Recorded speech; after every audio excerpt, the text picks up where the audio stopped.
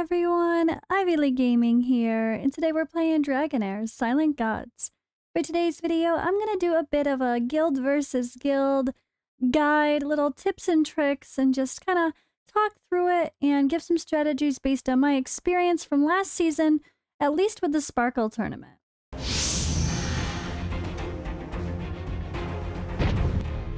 Alright, so if you started on day 1, you've got an upcoming lovely, well, 3 days of prep for our first Sparkle tournament. So let's see what they have to say here, and I'll kind of give feedback along with it as we go along.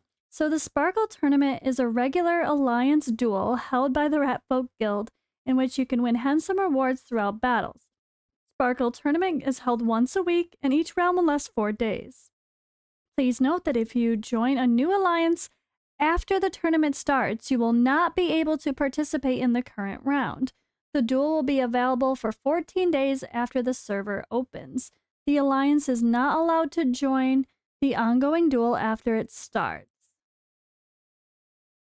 The battle process. The Sparkle tournament is held on a weekly basis. Please find the rules below. The idle stage. The 2 hours between the end of the week's Golden Wing match and the start of the tournament count as an idle stage. The Ratfolk Guild need you to prepare for the next round of the tournament during this stage.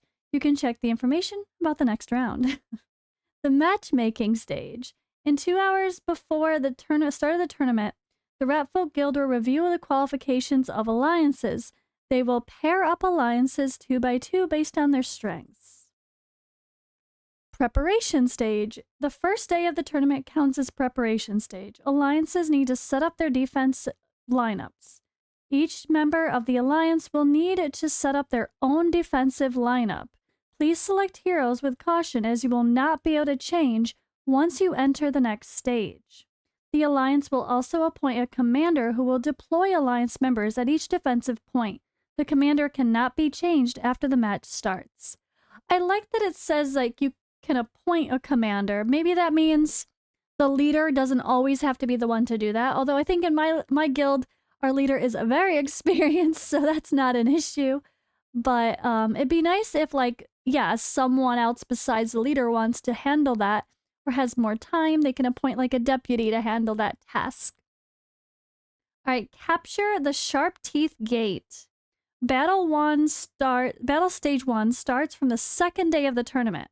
Players need to capture the enemy's Sharp Teeth Gate to open the Eternal 3 Ears and defended by the opponents. There are 2 Sharp Teeth Gates, each defended by 5 players. The gate is considered destroyed when all 5 defending players are defeated. If you can successfully destroy 2 Sharp Teeth Gates within stage 1, you will be able to open and break into the Eternal 3 Ears on the next day. If you fail to destroy the 2 Sharp Teeth Gates within stage 1, you will lose the tournament and not be able to enter the next stage.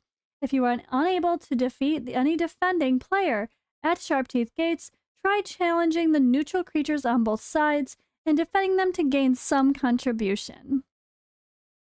Alright, so then, of course, is the final stage where you capture the Eternal 3 Ears. On the last day of the tournament, you'll be able to destroy the enemy's core building and Eternal 3 Ears. The Eternal 3 Ears will be defended by only 1 player, and your alliance will need to defeat the said player 3 times in order in total to achieve victory in the end. If you are unable to defeat any defending player on the Eternal 3 Ears, try challenging the Heat Wave outpost on both sides, as defending players at the outpost will also grant some contribution. Special battle rules. All right, let's go. So we talked about the basics. Let's get into the rules. And this is a lot of information, but I'm going to go take a look at it with you guys too and not just read the rules and that's it. Don't worry. So the following special rules apply to the offense in the Sparkle tournament. For battles against neutral units or battles in Sharp Teeth Gate, Heat Wave Outpost, Eternal 3 Ears, each hero is limited to 1 battle per day. Defeats are not counted. So this is one thing that really gets you building more than just 1 core lineup.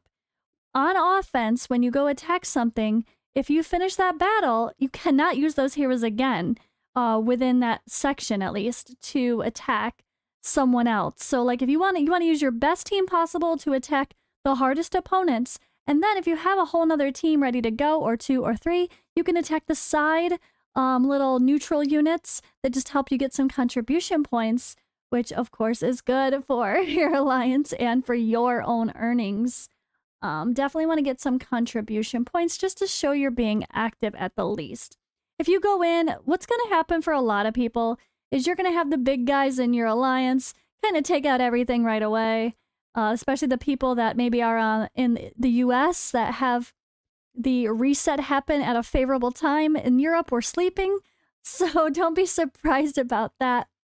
But the good thing is, even if the enemies are already all defeated by the time you try to attack, you can just go attack the sides just to show you're being active. And that's what guild leaders should be looking for, alliance leaders, making sure people are at least doing the neutral creature attacks, so that way they're showing that, hey, I'm here and I'm trying to help.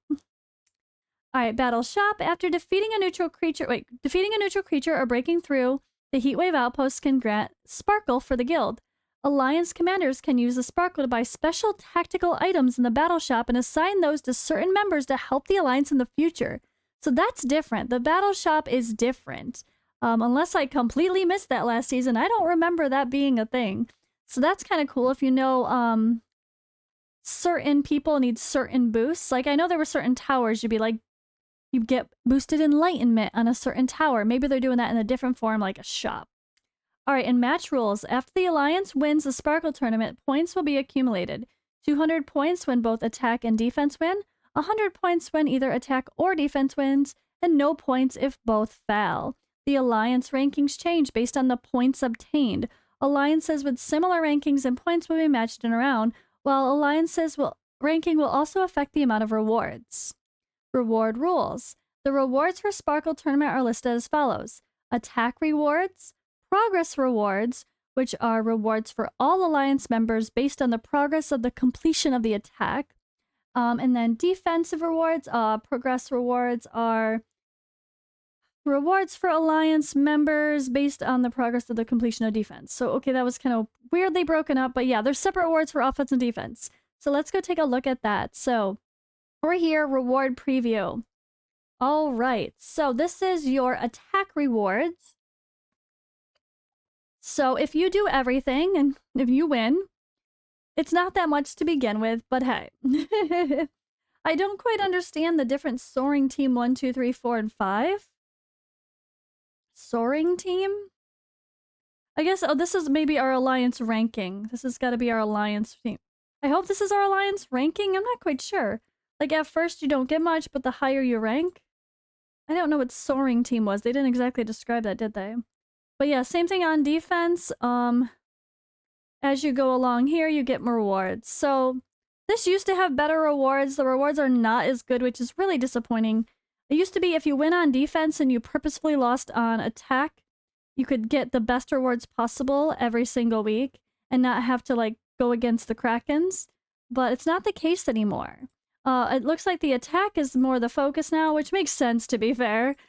So even after getting rank 3, you can start getting legendary, the Master Scrolls. So that's nice to see. I really like this here. But I'm not quite sure what the soaring team means. It doesn't even say that in the introduction. Nothing here said soaring team. So I'm guessing, I hope that just means our alliance ranking. It's kind of confusing. So Arsalan is our commander. He's gonna have things locked down pretty well. I wish we, so there's the phase, right? So this is the information we read again. If you guys need to look for it, it's in multiple places. There's the preparation phase, attack phase 1, 2, and settlement phase. And again, you can go to the reward preview and the button that's behind my head. So here, this is going to be the beginning. There's a little bit of a description here that kind of show how things work. During the preparation phase, you need to set up your own defensive lineup and the commander deploy defense members for the defense facilities. During the attack phase, the goal is to breach 2 of the Sharp Teeth gates. That's what we're talking about. You can only proceed to the next stage if that's successful. And then stage 2, you're going to be attacking the big one, hopefully succeeding. And 3 people need to win, and then you could attack the other stuff on the sides. So pretty much that's that. It's first phase, second phase. Hope you make it. So I'm not sure what the member button does. Okay, we could see what our alliance is setting up. Okay. So my defensive team, which not most people probably haven't even done it yet, because it just goes to whatever your arena is. Mine is to my lineup from arena, which is not my lineup because I don't have Okadir and Oster built yet. So while that will be a great team, it cannot really be my team right now. So I will probably go with Ogok because he has some immortality. We'll see about that. I'm not going to necessarily stick to this exactly, but I might as well set this. If you're going against me, I guess that's my own fault for posting this. Just kidding, not kidding. So keep in mind, defense, guys. This is not the same as arena. It's not the same as competitive or settings mode, where you can actually set a completely different defense than everything else that's being affected in the game. Unfortunately, this is your real roster for what it is now. Like right now, I am running Goblin because I wanted to level up Fitz down here so he could help make my flame domain easier and have him be the tank for it. I have an inconsistent, not really able to clear stage 5 of the flame domain, so he's going to make that easier. So I got to get him going. So that's what I was trying to do, get some more potions for Fitz, and then I was going to farm some more ice and necrotic, 1 to level up Fitz, and 2 to level up Urion, and then I was going to move to farming the flame domain for my other wild people for my Vortex team.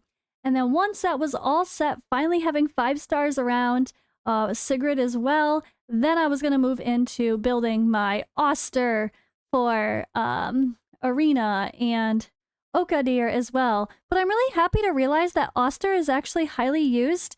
Oster and Usha, but I probably could use Okadir as well. Or instead of Usha, maybe. But Usha probably is still better for the sake of Goblin 3. So I might have to build Oster as soon as possible or just really ramp up my grind here. But this is fun. This is my Season 0 account, so it's a little bit more of like a... I feel like a Kraken over here, but I'm still progressing a little slower than some of my guildmates because I'm playing the Starlight account. All right. So the biggest tip here, I think, really is just keeping what I said in mind. This is how you have your people in game. This is the biggest tip of this video has to be aware of what your actual builds are going to be on people. If I'm farming Goblin with Voresh and he doesn't have the accuracy as much as I would like for Arena, that's going to come into play. If I build him to fully smack in in Goblin, that's going to be a different build than Arena. So before the Sparkle tournament starts, I've got to make sure that I adjust my Voresh so that way I'm not losing. Same thing with, like, if I want to ramp up accuracy on anybody like him. Or maybe my Zarloth, same thing. Maybe for the sake of farming Goblin, I don't really have a crazy bit of accuracy on him. Like, I don't at all right now. But for Arena, I'd like to have recharging speed penalty and fear and silence actually land, so I'm going to have to increase his accuracy as well. So keep these things in mind when you are farming for that. It's going to be crucial. Now, I think in order to be annoying, I should bring in a Reviver, so I might have to build my Sifris sometime soon as well for the sake of being just extra annoying. But for now, I think I'm just going to double tank it. For now. I don't know for sure. I haven't decided. I might change this, but let's just save that for right now. And yeah, this is just what you got to do. Keep that's the biggest takeaway, and I'm kind of bummed. I really wish it was like the other arena, but your defense is how your people really are in game. If you are putting the adventurer in there and you're constantly swapping between ice and fire and lightning or whatever, it's going to be what's in this team as well. So it doesn't look like once you pick your team, it doesn't seem to let you, it says you can't change it, right? But I don't know 100% sure. I'm not 100% sure if, and you guys can answer, if anyone knows the answer to this from last season, let me know if it did it differently. But nothing says like your gear is locked as well. It doesn't say it like makes a copy of what it is in that moment when you submit, you know? So if you're constantly changing your gear throughout the Sparkle tournament, is your composition changing? I don't know. I really wish I knew 100%. That has to be something we have to look into, and that's going to be just something you have to keep in mind until we know for sure. Because if you're changing your builds, if you're stealing gear, like if I'm swapping a damage build between my Tunnel Non for Vortex, which is like awesome crit rate and crit damage, and I throw that on Voresh, and then I take Voresh's gear off and put it back on Tadalon to do Guild Boss Vortex. Sorry. And then I have this going live. My Vortex my Voresh could have no gear.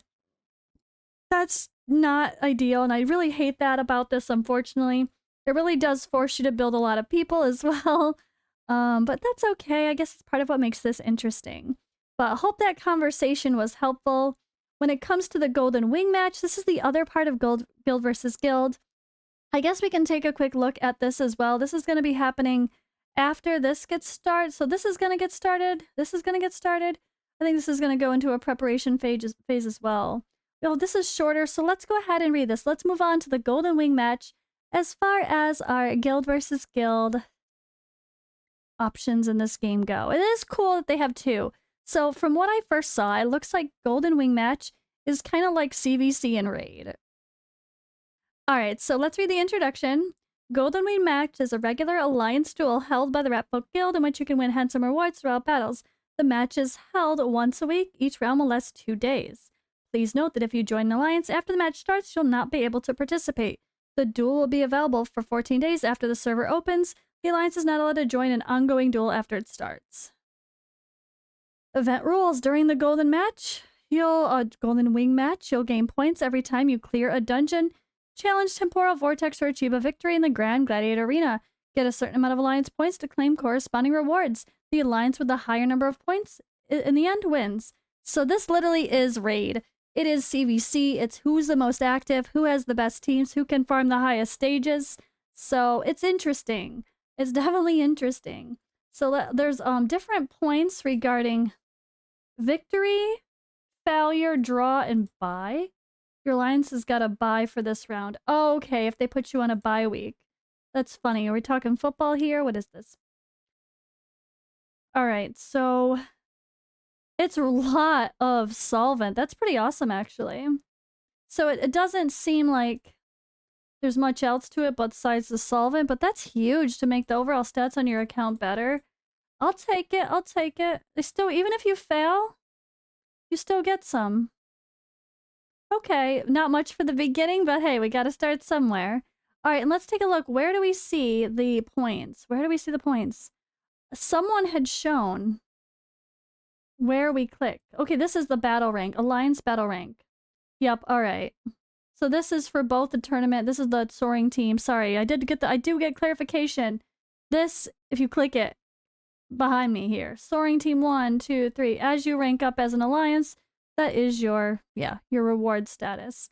Unfortunately, it doesn't look like we can see all the details, but I know I saw a screenshot of points somewhere. I think it might have been from people doing it on some sort of a test server, but we don't have a test server right now, so I'm not sure how they got it. But I know, like, for doing, it said, like, doing Vortex, right?